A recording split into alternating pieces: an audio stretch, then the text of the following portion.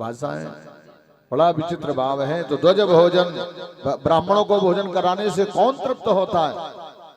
ऐसा ब्राह्मण में क्या है? ब्राह्मण को, पवित्र ब्राह्मण, मैंने बताया था ना कल, ब्राह्मण कौन है? परम ज्ञानी, परम ध्यानी, भगवान का परम भक्त। ऐसा पवित्र ब्राह्मण जो वर्ण संकरता से रहित हो, भगवान के चरणों का दास हो, ऐसे ब्राह्मण का मान सम्मान करने से विष्णु भगवान का मान सम्मान होता है।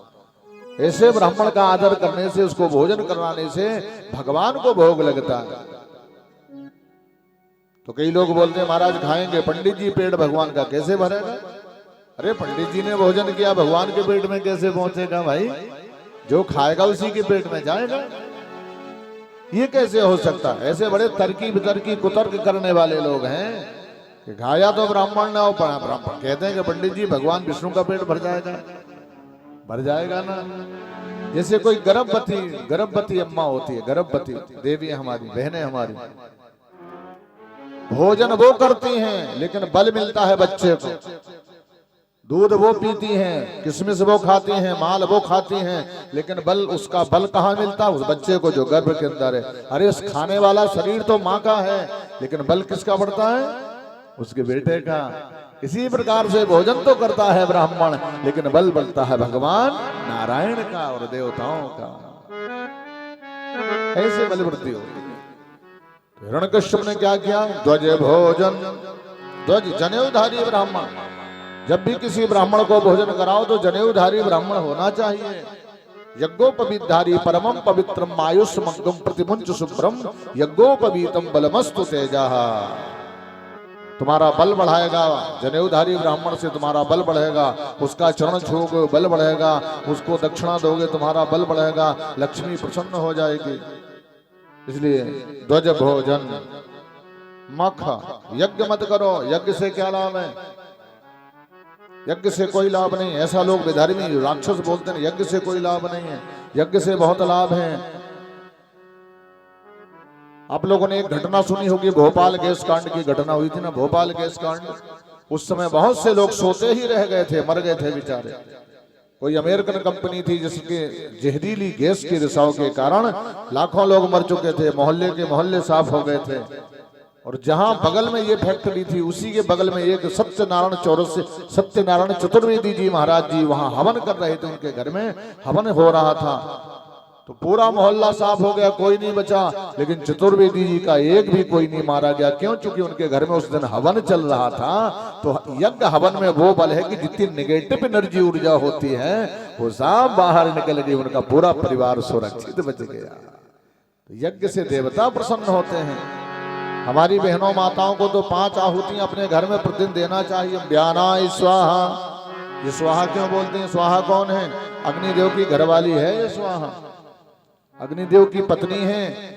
पति पत्नी दोनों मिलकर के पवित्र करते हैं उस व्यक्ति को जो आहुति देता है, जो भोजन कराता है, देवताओं को तृप्त करता है। तो इस प्रकार से व्यानाय स्वाहा, उदानाय स्वाहा, समानाय स्वाहा, ये 5 आहुति जिनको देना चाहिए, जो अपने घर में झाड़ू पोंछा करते हैं। झाड़ू पोंछा करने में भी पाप लगता है। कैसे पाप लगता है? आपको नहीं दिखाई पड़ा, इतने छोटे छोटे जंतु जीव होते हैं कि हम उनको नहीं देख पाते, उनकी मृत्यु हो जाती है, उसका पाप आपको लगता है।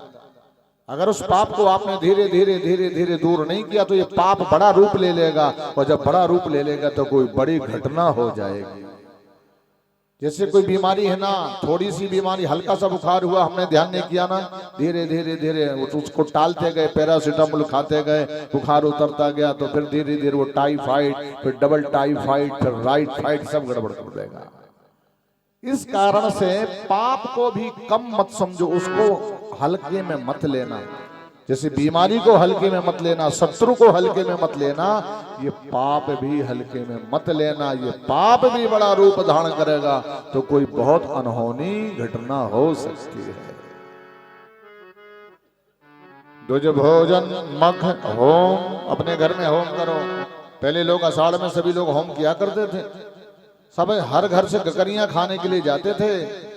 अपने गांव में जितने देवी देवता होते थे सब बड़े प्रसन्न हो जाते थे कि साल में एक बार ही हमारे घर आते हैं। और वहीं पर जब होम करते थे, कोई ब्राह्मण होते थे, उनको सीधा देते थे और सीधा लेकर के वो ब्राह्मणी वहीं उसी देवी पर हवन करती थी, घी से आहुति देती थी। तो सारे देवता हमारे जो खेरापति होते हैं, हर खेरे का एक मालिक है। जैसे हर खेरे का एक प्रधान होता है ना, एक गांव का एक प्रधान, तो उस खेरे का वो खेरापति ही प्रधान देवता है, तो वो प्रसन्न हो जाए। अब हमने वो भी सब बंद कर दिया, पिकनिक मनाने चले जाते हैं, लेकिन हमने जो वैदिक परंपरा है उसको किनारे लगा दिया। कई समस्याओं से हम ग्रसित हो गए। धन संपत्ति होने के बाद भी टेंशन में जी रहे, धन संपत्ति होने के बाद भी हम पर समस्याओं से जूझ करके जी रहे हैं। उसका कारण है कि हम अपनी परंपराओं को किनारे लगाते चले जा रहे हैं। हर हर महादेव। ध्वज भोजन मख होम सराधा। कई लोग बोलते हैं अरे आदमी मर गया, इनको तेरे ही करने की बड़ी भाई। किसी का तो आदमी मर गया, तेरा पंडित गला दो, ये कर दो, इससे क्या लाभ होगा। बड़े बड़े प्रवचन, बड़े बड़े लेख यूट्यूब में देखते हैं, सीताराम जी फेसबुक में निकलते हैं, बड़े समाज सेवी। और ये समाज सेवी नहीं है, ये अपने ही कुल घाती हैं, ये अपने ही पूर्वजों को नरक में जबरदस्ती धक्का लगा लगा के डाल रहे हैं। अगर आपने पितृ तर्पण नहीं किया तो संयमनीपुरी में जाने वाले आपके पितृ देवता आपको इतना कोसेंगे कि आपका ये कुल परिवार तीसरी पीढ़ी के आगे जा ही नहीं सकता है, उसी में ही सर्वनाश हो जाएगा। इसलिए ध्वज भोजन मख होम सराधा, तिनमह जाहु करहु हटि बाधा। हिरण्यकश्यप ने ये सारे काम बंद करा दिए। क्यों? देव शक्ति कमजोर हो जाए, आसुरी शक्ति का बल बढ़ जाए, ये कारण था। अब तो बेचारे संत लोग परेशान। और भजन करना तो ओम हिरण्यकश्यपाय नमः बोलो, हिरण्यकश्यप के नाम से जब करो। प्रहलाद जी महाराज जी, कयाधु और प्रहलाद जी अपने घर पर आ चुके हैं। एक बार प्रहलाद जी महाराज घूमते घूमते कुम्हार के मोहल्ले में पहुंच गए। वहां पर एक बुढ़िया रो रही है, आंगन में सुंदर सा आवा है। तो वो बुढ़िया बस एकदम नारायण का नाम ले रही है, नारायण नारायण नारायण नारायण बोलो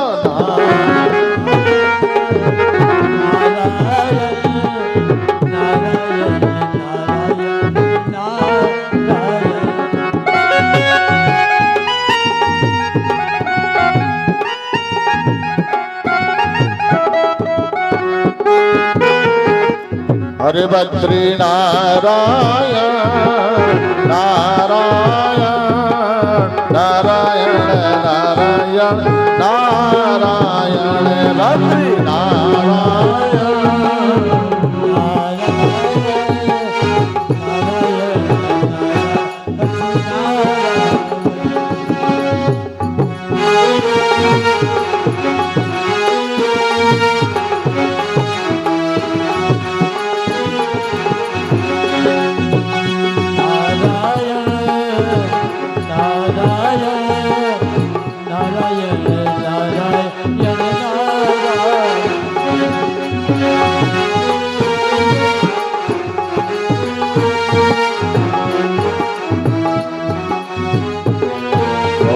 भक्तवत्सल भगवान की जय। भगवान नारायण का नाम ले रही वो बुढ़िया प्रहलाद जी महाराज जी ने सामने पहुंच गए। बुढ़िया देख के घबरा गई, बुढ़िया घबरा गई। उसने कहा ये तो राजा का बेटा है। और राजा ने घोषणा करा दी, जो नारायण बोलेगा, ओम नमो भगवते वासुदेवाय बोलेगा, राम राम बोलेगा, कृष्ण कृष्ण बोलेगा, वो फांसी के झूला में झूलेगा। बेचारी घबरा गई। अब उसकी बोलती बंद होगी। प्रहलाद जी ने कहा क्या बोल रही थी बुढ़िया? बोलना जो बोल रही थी। मेरा पिता ही भगवान है, तो किस भगवान को बोल रही है? कौन है नारायण? कौन है ओम नमो भगवते वासुदेवाय? कौन है राम? तो बुढ़िया सावधान होकर के बोली, बेटा मैं मानती हूं कि तेरा पिता भगवान है, सबकी उसकी पूजा करता है, तो ये बता फिर तू ये रो क्यों रही थी, ये अबे की ओर क्यों देख रही थी? बेटा मेरी बहू ने कल अबा लगाया, मेरे बेटों ने मिलकर के, तो रात्रि में एक बिल्ली भी आनी थी, उसके 4 छोटे छोटे बच्चे थे, नहीं दिखाई पड़ा अंधेरे में, एक घड़े में वो चारों बिल्ली के बच्चे थे, इसी अबा में लगा दिए। अब जब आग लग गई, आवाज जलने लग गया धू धू करके, मुझे पता चला तो मैं यहाँ बैठी, जैसे कोई उल्टा सीधा हो जाए तो पुराने बूढ़े लोग ही भगवान के यहाँ पहुंचते महाराज। बच्चों को मतलब नहीं, वो अपने मगन, सब में मगन है, लेकिन जो बूढ़े पुराने हैं वो गलती मना लेते। महाराज क्षमा करना, हमारी बहू बेटियों से गलती होगी, क्षमा करना बेटा। इसलिए मैं भगवान को मना रही थी कि वो बिल्ली के बच्चे बच जाएं। प्रहलाद जी खूब वहां से पगली कहीं की, आग जल रही है धू धू करके, पूरा आवा जल रहा है, जब उसमें कंडा नहीं बचेगा, लकड़ी नहीं बचेगी, सब जल जाएंगे, तो ये तेरे बिल्ली के बच्चे कहां से बच जाएंगे? अगर वो चाहेंगे तो बचा सकते हैं, वो चाहेंगे तो। प्रहलाद जी ने कहा सुनो, अगर बिल्ली के बच्चे बच गए तो तेरा भगवान सही, अगर बिल्ली के बच्चे मर गए तो हमारा बाप भगवान सही है। अभी केवल हम तुम जानते हैं, और किसी को मत बताना बुढ़िया, मैं सुबह आऊंगा, ये अवा मेरे ही सामने खोल ला जाए। बोले ठीक है।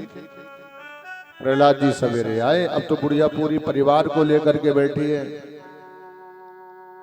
पूरे परिवार ने बहुत प्यारी नहीं किसी से हुई। सबको पता चला कि राजकुमार देख गया, बहुएं लड़के अम्मा को डांट रहे, तूने अच्छा बवाल कर लिया, सबकी मौत, सबको मरवाना चाहती है, सब फांसी भी लटक जाएंगे। वो बड़ा दुष्ट राजा है, वो किसी को नहीं छोड़ेगा। बुढ़िया बोली भरोसा रखो भगवान पे, बड़ी बड़ी विपत्ति से भगवान सबको बचाते हैं, तो हमको भी बचाएंगे। हम मर रहे हैं तो अपने लिए नहीं मर रहे हैं, हम भजन करके मर रहे हैं, हम भजन के लिए, भगवान के लिए रो रहे थे। अरे मरना तो पड़ेगा ही, आज नहीं तो कल। लोग अपने परिवार के लिए मरते हैं, बेटा बेटी के लिए मरते हैं, बहू के लिए मरते हैं, हम तो भगवान के लिए मर रहे हैं, तो हमारा मरना भी धन्य हो जाएगा। सब लोग भगवान का नाम बोलो। रात भर सारे परिवार ने भगवान का नाम बोला। सवेरे प्रहलाद जी पहुंचे और जैसे ही उस अभय को खोला गया तो उसमें जिस घड़े में वो 4 बच्चे थे, दाएं वाला भी पक करके लाल हो गया, बाएं वाला भी पक गया, पीछे वाला भी, आगे वाला, सब पक गए। लेकिन बिल्ली के बच्चे जिस घड़े में थे उसमें हवा भी नहीं लगी, धुआं भी नहीं लगा, ज्यों का त्यों था। और जैसे उस घड़े को उठाया गया, चारों बिल्ली के बच्चे म्याऊं म्याऊं करके प्रहलाद जी के पास होके निकल पड़े। प्रहलाद जी बुढ़िया के चरणों में गिर गए। धन्य हो मां, धन्य। ये है भगवान की महत्ता, ये भगवान का बल है, ये है भजन का बल, ये है श्रद्धा का बल, ये है विश्वास का बल। कितना गजब विश्वास! विश्वास ऐसे होना चाहिए। जैसे एक संत जी चले जा रहे, एक गांव में, एक सुंदर गांव था, और उस गांव में एक ज्ञानी पुरुष बैठा हुआ था। ज्ञानी पुरुष सुंदर सुंदर किताबें पढ़ रहा था। तो नारद जी महाराज जी पहुंच गए और नारद जी को देखा तो वो ज्ञानी पुरुष खड़ा हो गया। महाराज आपकी जय हो। नारद जी हो ना? बोले हाँ। तो महाराज जी भगवान से हमारे लिए इतना पूछ लेना कि हमारा बैकुंठ में नंबर कब आएगा। तो नारद जी बोले पूछ लेंगे। थोड़ी आगे चले तो एक बरगद का पेड़ था, एक मोची जूता बनाने वाला वो जूता बना रहा था और नारद जी के चरणों में गिर गया। महाराज आप ही नारद हो ना? बोले हाँ भैया हम ही नारद हैं। तो भगवान से ये पूछ लेना कि मैं जूता कब तक बनाता रहूंगा, मेरा बैकुंठ में नंबर कब आएगा। नारद जी ने कहा पूछ लेंगे। और नारद जी भगवान के पास पहुंचे और बोले प्रभु आपके 2 भगत मिले थे, वो दोनों भगत कह रहे थे कि भगवान से पूछ लेना कि हमारा नंबर कब आने वाला है। एक ज्ञानी था, एक मोची जूता बनाने वाला। भगवान बोले एक काम करो, तुम दोनों के पास चले जाओ और दोनों से कहना कि उस समय भगवान सुई की छेद से हाथी निकाल रहे थे, सुई की छेद से हाथी। तो तुम खुद बता दोगे कि नंबर किसका। अब नारद जी महाराज आए और दोनों भक्तों ने, ज्ञानी ने पूछा, महाराज जी पूछा था भगवान से? तो नारद जी बोले पूछा तो था भैया, लेकिन सुई की छेद से हाथी निकालने में लगे थे भगवान। ज्ञानी बोला महाराज इतना लंबा झूठ मत बोलो, सुई का इतना छोटा छेद और इतना बड़ा हाथी कैसे निकलेगा? महाराज कोई नहीं निकाल सकता। महाराज किसी में हिम्मत नहीं है, देवता भी नहीं निकाल सकते, हम नहीं निकाल सकते, आप नहीं निकाल सकते। क्या आप निकाल सकते हो? नारद जी बोले भैया हम नहीं निकाल सकते। तो बोले वो निकल ही नहीं सकता है, सुई का इतना छोटा छेद, इतना बड़ा हाथी कैसे निकलेगा? अब उस मोची के पास नारद जी पहुंच गए। तो मोची ने कहा महाराज जी पूछा था आपने? नारद जी बोले पूछा तो था भैया, लेकिन क्या बताएं भगवान उस समय सुई की छेद से हाथी निकाल रहे थे। तो वो सब छोड़ दिया उसने सामान, खूब नाचने लग गया, खूब रोया। धन्य हो भगवान, जय हो नारायण, आपकी भी लीला बड़ी गजब है, आपकी लीला बड़ी अपरंपार है प्रभु। आप सर्व समर्थ हो, सर्वशक्तिमान हो, आप सब कुछ कर सकते हो। नारद जी बोले पागल तो नहीं हो गया, क्यों नाच रहा, क्यों रो रहा? महाराज जी भगवान की लीला तो देखो, वो सुई की छेद से हाथी निकाल सकते हैं। नारद जी बोले कैसे निकाल सकते हैं, पागल हो गया क्या? इतना मोटा हाथी सुई की छेद से कैसे निकलेगा बता? वो मोची बोला नारद जी आप व्यंग कर, मैं बता रहा हूं, आप तो ज्ञानी हो लेकिन मैं बता रहा हूं। भागा भागा दौड़ा, बरगद के नीचे था ही एक गूलर उठाया बरगद का, और गूलर से बरगद का बीज निकाला उसने। बरगद का बीज कितना होता? राई से भी छोटा, राई से भी छोटा होता बरगद का बीज। और वो नारद जी से बोला महाराज देखो ये काय का बीज है? बोले बरगद का। नारद जी ने कहा बरगद का है। और महाराज इसी बरगद के छोटे से बीज में पूरा बरगद का पेड़ भरा है कि नहीं भरा, ये बताओ। छोटे से बीजा में बरगद का पेड़ भरा है कि नहीं? ये पत्ते भरे हैं कि नहीं भाई? ये डालियां भरी हैं कि नहीं भरी? नारद जी बोले भरा तो है, लेकिन इसको तोड़ के देखो नहीं दिखाई पड़ेगा। जब नारायण इतने से छोटे से बीजा में इतना बड़ा बरगद का पेड़ भर सकता है, तो फिर सुई की छेद से हाथी क्यों नहीं निकाल सकता? ये जब तुम्हारे दिल में ऐसा विश्वास भगवान के लिए हो जाएगा, जब तुम्हारे दिल में इतना विश्वास कथा में आ जाएगा, जब तुम्हारे दिल में ये विश्वास भगवान की मूर्ति में आ जाएगा, तो खसी माल मूरत मुस्कानी, वो मूर्ति बोलेगी। वो मूर्ति अभी आपने सुना होगा ना, भगत के बस में है भगवान। वो बुढ़िया ने बेचारी ने अपनी गोविंद की मूर्ति को कितने आदर के साथ रखा। डॉक्टर का भी दिमाग खराब हो गया, उसने आला वाला लगाया तो मूर्ति में धड़कन है। आज भी आप जब भी जगन्नाथपुरी भगवान के दर्शन करने जाना, जगन्नाथ भगवान के, तो जानते हो जगन्नाथ भगवान की मूर्ति चंदन की बनती है 3 साल में एक बार, और हर 3 साल में भगवान का दिल परिवर्तित होता, और बाकी पूरी बॉडी अलग हो जाती है। केवल दिल भगवान का ओरिजिनल दिल जो श्री कृष्ण का दिल था, वो दिल आज भी उस मूर्ति में है। और जब भी उसका निरीक्षण किया जाता तो धड़कन मिलेगी, सब मिलेगा। वो जगन्नाथ भगवान का भाव है। तो यदि हमारा विश्वास मजबूत है, बलवान है, तो मूर्ति भी हमारे लिए भगवान का काम करती है, और सब कुछ भगवान की लीला का भाव होता है। बोले भक्तवत्सल भगवान जय। प्रहलाद जी को बहुत मना किया, किसने रोका? बाप ने। नारायण का नाम मत ले, मंदिर मत जा, भोग मत लगा, पूजा मत कर। उसने कहा पिताजी मैं आपकी सेवा में कमी हो तो बताओ, मैं आपकी सेवा करूंगा, अम्मा की सेवा करूंगा, सब कुछ करूंगा, ना आपको छोड़ूंगा ना भगवान को छोड़ूंगा। आप पिता हैं और वो परम पिता है, मैं दोनों को नहीं छोड़ सकता। ना अपने पिता को, शरीर के पिता को छोड़ सकता हूँ, और ना आत्मा के पिता परमात्मा को छोड़ सकता हूँ। मैं दोनों की सेवा करूंगा। लेकिन इसने इतना मना किया, इसको पहाड़ से पटका, तलवार से मारा, शस्त्रों से मारा, जहर पिलाया, यहाँ तक कि फाल्गुन के महीने में अपनी बहन होलिका के द्वारा इसको जलाने का प्रयास किया। लेकिन ये जला नहीं, जलाने वाली ही होलिका जल गई, जो आज तक जलती चली आ रही है, आज भी जलती चली आ रही है। जो भगवान के भक्तों को जलाता है, वो जन्म जन्मांतर युग युगांतर तक जलता चला आ रहा है। और इस प्रकार से भगवान ने नरसिंह रूप का अपना दर्शन करा करके इसके पिता हिरण्यकश्यप का परम कल्याण करके, और परम जब हिरण्यकश्यप का वध कर डाला भगवान ने, वध करने की तैयारी की, तो समझ रहे ये कह रहा मुझे तुम मार ही नहीं सकते हो, क्योंकि मैंने ब्रह्मा से वरदान लिया कि ना मैं दिन में मरूंगा, ना मैं रात में मरूंगा, ना आकाश में ना पृथ्वी में, तुम नहीं मार सकते।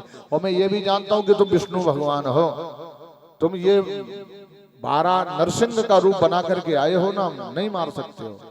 तो भगवान ने कहा हम तेरा हिसाब किताब पहले पूरा कर देंगे, मारेंगे कैसे नहीं मारेंगे, हम तुझे मार के ही रहेंगे। और भगवान ने देहरी में बैठ गए। देहरी में, इसलिए देहरी में नहीं बैठना चाहिए, ना देहरी में लात रख के अंदर जाना चाहिए, उससे क्रोध की वृद्धि होती है, परिवार में क्रोध बढ़ता है। देहरी में नरसिंह भगवान का निवास होता है। जो जागरूक समझदार लोग होते हैं, सबसे पहले, अब जब जैसे कोई खत्म हो जाए तो लोग बोले भैया दोरो कर आइए, द्वारो करन जाने, द्वारो। और द्वारे में कौन से द्वारे में? जहां वो देहरी है वहीं पैसा रखे जाते हैं, नरसिंह भगवान विराजमान है वहां। इस कारण से देहली के सदा पैर छूना चाहिए। तो भगवान कहने लगे हम तुझे मार के ही दम लेंगे। अच्छा तूने कौन कौन सा वरदान मांगा? इसने कहा मैंने वरदान मांगा था ना मैं बाहर मरूं ना भीतर। तो भगवान ने कहा ये बताओ तुम कहाँ हो, बाहर हो के भीतर, बीच में हो?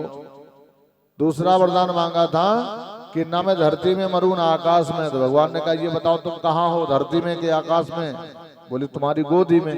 तो बोले ये भी तेरा वरदान पूरा हो गया। मैंने वरदान मांगा था कि ना मैं कुंवार में मरूं ना जेठ वैसाख अषाढ़ में 12 महीने में ना मरूं। भगवान बोले हमने तेरे लिए 13वां बना दिया, आज से 12 पूरे हो गए।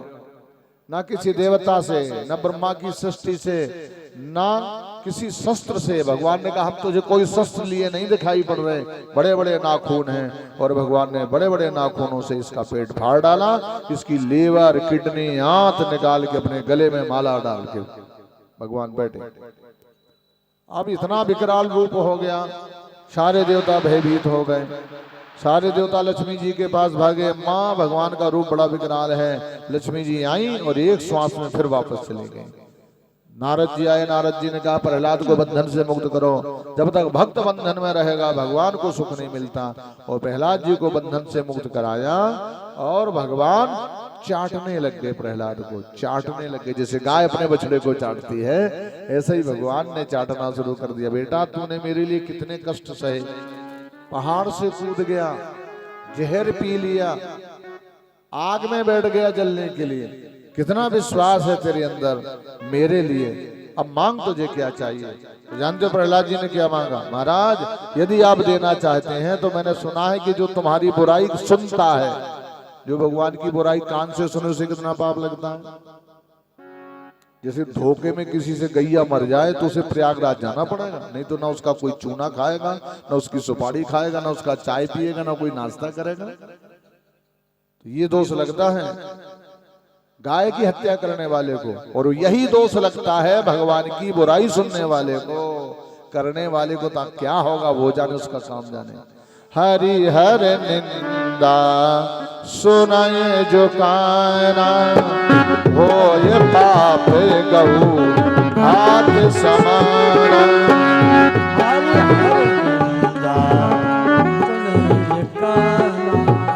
हरि हर निंदा सुनाए जो काना, अगर पाप गहू हाथ समाना। हरि निंदा सुनाए जो काना, हरि हर निंदा सुनाए जो काना, लगे पाप को घात समाना, लगे पाप को घात समाना। हर हर महादेव।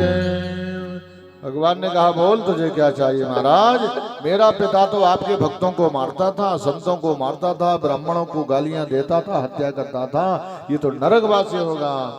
भगवान ने कहा नहीं, तेरे जैसा पुत्र जिसने पैदा किया हो वो कभी नरक नहीं जाएगा। पुत्र तो अपने पिता को वैकुंठ तक भेजता है।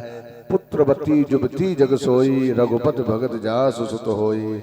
नतर बांझ भलबाद बयानी, राम विमुख सुत ते हितहानी। पुत्र तो वही है जो अपने कुल परिवार की परंपरा का पालन करे और भगवान का भगत हो, वही पवित्र पुत्र माना। हमारे प्रहलाद जी का बेटा हुआ विरोचन, और विरोचन का पुत्र हुआ राजा बलि, और राजा बलि का बेटा हुआ बाणासुर, आदि आदि। ये दैत्य वंश की परंपरा निरंतर यहाँ चली आई। यहाँ सुखदेव जी महाराज जी कहते हैं यदि कृत्वानं भवति परमो निष्ठः, परायणो यदि कृपातमहं वंदे परमानंदं माधवम्। भगवान का अवतार ही राक्षसों को तारने के लिए होता है। भगवान मारते भी हैं लेकिन मार करके तारते हैं। भगवान जैसा तो कोई है ही नहीं, इतने सरल, इतने कृपालु हैं हमारे प्रभु, इतने अच्छे हैं हमारे हरि नारायण। द्वापर में कंस का अत्याचार असीमित हो गया, असीमित। असीमित अत्याचार जानते हो कब होता है? एक होता है सीमित पाप, एक होता है असीमित पाप, सीमा के ऊपर हो जाए। क्या पहचान है असीमित पाप करने वाले की? जो अपने बाप का अपने बाप की माल की जबरदस्ती छीन ले, अपने बाप का पद छीन ले, अपने बाप की प्रतिष्ठा छीन ले, अपने बाप का सिंहासन छीन ले और अपने बाप को जेल में डाल दे, ये असीमित पाप है। ये सारी सीमाएं पाप कर गया वो, ये पाप का बाप है। इस कारण से कंस ने क्या किया, अपने पिता उग्रसेन को जेल में डाल दिया, जबरदस्ती सत्ता पर बैठ गया, जबरदस्ती सत्ता पर बैठा। अब उग्रसेन महाराज जी तो बड़े धर्मात्मा राजा थे। कंस की मां का नाम पद्मावती था, वो भी बड़ी धर्मात्मा थी। ये पति पत्नी दोनों धर्मात्मा थे। लेकिन ये बिगड़ा तो कैसे बिगड़ा, था तो राक्षस, लेकिन बेटा तब बिगड़ता है जब माँ बेटे को ज्यादा बढ़ावा दे और पिता को उल्टा डांटे माँ के सामने। तो समझ लेना चाहिए कि ये बेटा आगे चल के बर्बाद होगा पक्का।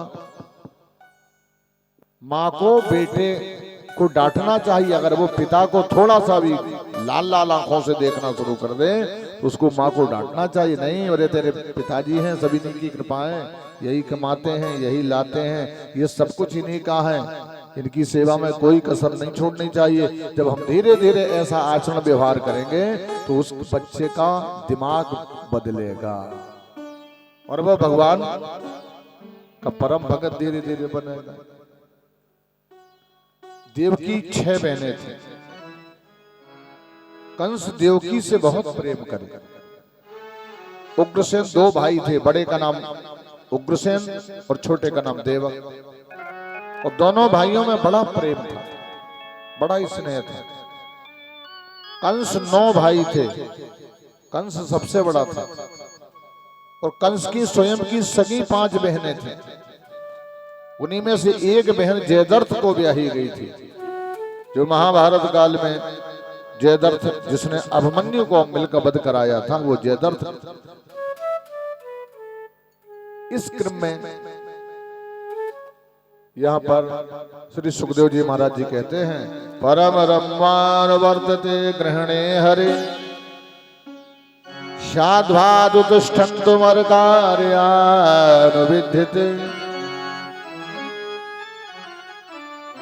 यूयम् धर्म शास्त्रो वर्णितो धर्म संहिता यद् कृत्वानुसारं वर्धते तदुपमानं हरिः। सारे देवता लोग विचलित बेचैन हैं कि भगवान का आना जरूरी है, असीमित पाप हो गया। अब भगवान ही बचा सकते हैं ऐसे लोगों से। अब भगवान कब आएंगे? जब भगवान के माता पिता का विवाह होगा तभी तो आएंगे भगवान। भगवान के माता पिता कौन हैं? देवकी और वसुदेव। और ये पूर्व जन्म में कौन थे? देवकी प्रश्न नाम की प्रजापति की पत्नी थी, और जो वसुदेव जी महाराज जी अभी हैं इनका नाम सुतपा था, सुतपा। इस प्रकार से जैसे कौशल्या और दशरथ जी कौन थे? ये महाराज मनु और शत्रुपा थे। और भगवान का तप किया था तो भगवान प्रसन्न हो गए थे। भगवान ने कहा वरदान मांग लो, तो राजा मनु ने कहा महाराज मुझे और कुछ नहीं चाहिए, आप जैसा बेटा, भगवान जैसा बेटा था। भगवान ने कहा भैया हम अपने जैसा, हमारे जैसा तो दूसरा है ही नहीं, एक और ब्रह्म द्वितीय नास्ते, एक ही है तो भगवान, दूसरा है ही नहीं। अब कलयुग में कई लोगों ने कई भगवान बना डाले, भगवान तो एक है, भगवान दूसरा है ही नहीं। हमारे भगवान के 24 अवतार हैं, 25वां है ही नहीं। भगवान तो 24 रूपों में है, इसलिए ब्रह्मा जी ने हमारे समय को 24 घंटे में बदल दिया। 24 घंटे होते हैं ना मनुष्य के, दिन और रात जोड़ करके 24 घंटे, तो हमारे भगवान के 24 अवतार होते हैं। इस कारण से भगवान देवकी वसुदेव के विवाह के बाद, जब देवकी वसुदेव का विवाह हो रहा है, सुंदर पाणिग्रहण हो रहा है, और विवाह में कितने फेरे फेरे जाते हैं? 7 भावरें होती हैं। 7 भावरों का अलग अलग बल है, अलग अलग महत्व है। भावरों का पूरे जीवन भर प्रभाव रहता है, पूरे जीवन। कितने फेरे होते हैं? 7 का नाम किस किस के फेरे हैं? इस शरीर के दिन कितने होते हैं? 7। इतवार, सोमवार, मंगल, बुध, बृहस्पति, 7 ही होते हैं ना। तो शरीर का दिन भी 7 है और इस शरीर के फेरे भी 7 होते हैं। एक फेरा होता है इतवार का, दूसरा इतवार मान होता है विश्वास, पति पत्नी का परम विश्वास जितनी ज्यादा बढ़ा होगा उतनी शांति रहेगी, और जब विश्वास नहीं होगा तो ये गृहस्थ आश्रम ज्यादा नहीं चलने वाला। तो पहला इतवार का, दूसरा सोमवार का, फिर मंगल का, फिर बुध का, फिर गुरु का, शुक्र का, शनि का, ऐसे 7 फेरे होते हैं। और एक फेरे में 1.5 घंटे का टाइम लगता है, कम से कम 1.5 घंटे में एक फेरा हो पाता। इसीलिए पहले के जमाने में एक दिन पूरा भावरों में ही खर्च होता था, पूरे दिन भावर पड़ती थी, तब वो पूरा 7 फेरा विधि विधान से हो पाए। और जिनका विधि विधान से 7 फेरा हुआ है वो भले ही वृद्ध हो गई देवियां, लेकिन मर्यादा, परंपरा, भाव, स्वभाव, पति प्रेम आज भी ज्यों का त्यों बराबर। ये फेरों का प्रभाव है। क्योंकि उस समय छेवली की लकड़ी का महत्व तो जानते हो, छेवले माने ब्रह्मा जी की उपस्थिति। छेवली की लकड़ी का मंडप क्यों बनाया जाता है? इसी कारण अपने यहाँ जितने भी काम होते हैं उनका बहुत गहरा विज्ञान है, बहुत गहरा विज्ञान है। और ये विज्ञान तो काल से अपना प्रभाव दिखा रहा है। हम तो युगों युगों से हमारी क्रिया चलती आ रही है भाई। छेवली की लकड़ी का मंडप इसी कारण होता है क्योंकि छेवला ब्रह्मा जी का रूप है, ब्रह्म रूप है, और ब्रह्मा का काम है सृष्टि का निर्माण करना, इसलिए ब्रह्मा जी साक्षी हैं। और जब हम मंडप गाड़ते हैं, मंडप के नीचे एक पोटली डालते हैं, उस पोटली में हल्दी की गांठ होती है, उसी पोटली में सुपारी होती है, सोना चांदी तांबे का पैसा होता है, केवला की गांठ होती है। ऐसे पंच तत्विक भाव को मिला करके हम उस मंडप के नीचे डालें, वो भी साक्षी होते हैं इस भाव से। और एक टटिया रखते हैं कांस वाली, कांस की टटिया का प्रमाण, ये दोनों नरसिंह भगवान के रोए हैं। कांस और कुश ये दोनों एक जगह से निकले, कुश और कांस। कमर के ऊपर के जो रोए थे नरसिंह भगवान के, वो कुश का रूप ले लिया, और जो कमर के नीचे के रोए थे वो कांस का रूप ले लिया। काम में दोनों आते हैं। पूजा पद्धति परंपरा में कुश काम में आता है, और जब व्यक्ति की मृत्यु हो जाती है तो सबसे पहले कांस काम में आता है। ये दोनों नरसिंह भगवान के ही शरीर से उत्पन्न हुए हैं। इस कारण से देवकी और वसुदेव ने भगवान का पूर्व जन्म में भजन किया। जब पूर्व जन्म का अच्छा भजन होगा तभी अच्छे बेटा बेटियां मिलेंगे। अगर अच्छा भजन नहीं है आपका, अच्छी सेवा नहीं है, अच्छा धर्म नहीं है, तो अच्छे बेटा बेटी नहीं होंगे। आपको रुलाने वाले बेटा बेटी मिलेंगे, रुलाने वाले। तो अगर आपका धर्म कर्म अच्छा रहा होगा पूर्व जन्म से आज तक, तो समझ लीजिए आपको आनंद देने वाले, सुख देने वाले, आदर देने वाले, आपका नाम बहुत ऊंचा ले जाने वाले ऐसे बेटा बेटी आपको मिलेंगे। दशरथ सुकृत राम धरे देहि, जनक सुकृत मोरति वैदेहि।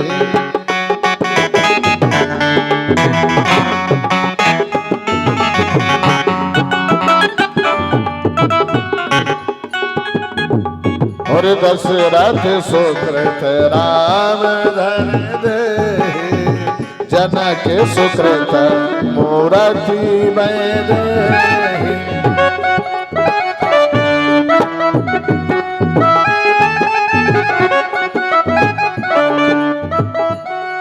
भक्तवत्सल भगवान की आपका पाप और आपका पुण्य बेटा बेटी के रूप में हमें मिलता है। तो भगवान के पिताजी का विवाह हो रहा था, देवकी वसुदेव का, और कंस जैसे ही अपनी बहन को रथ में बैठा के और जैसे ही ले चला मथुरा की सीमा पार हुई कि आकाशवाणी हो गई, अरे मूर्ख कंस, जिस बहन को तू रो रो के भेज रहा है उसी बहन का 8वां लाल तेरा काल होगा। लो, अभी तो कंस रो रहा था, कंस की दोनों पत्नियां अस्थि और प्राप्ति वो भी रो रही थी।